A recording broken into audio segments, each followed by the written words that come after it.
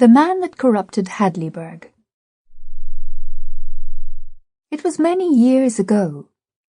Hadleyburg was the most honest and upright town in all the region round about. It had kept that reputation unsmirched during 3 generations, and was prouder of it than of any other of its possessions. It was so proud of it, and so anxious to ensure its perpetuation, that it began to teach the principles of honest dealing to its babies in the cradle, and made the like teachings the staple of their culture thenceforward, through all the years devoted to their education. Also, throughout the formative years, temptations were kept out of the way of the young people, so that their honesty could have every chance to harden, solidify, and become a part of their very bone. The neighbouring towns were jealous of this honourable supremacy, affected to sneer at Hadleyburg's pride in it and call it vanity.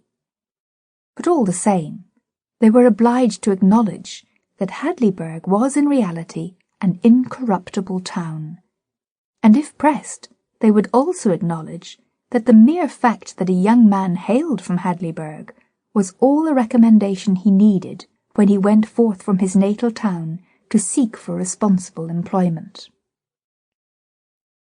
But at last, in the drift of time, Hadleyburg had the ill luck to offend a passing stranger, possibly without knowing it, certainly without caring, for Hadleyburg was sufficient unto itself, and cared not a rap for strangers or their opinions.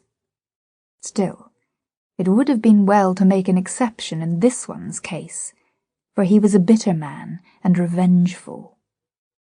All through his wanderings during a whole year he kept his injury in mind, and gave all his leisure moments to trying to invent a compensating satisfaction for it. He contrived many plans, and all of them were good, but none of them was quite sweeping enough.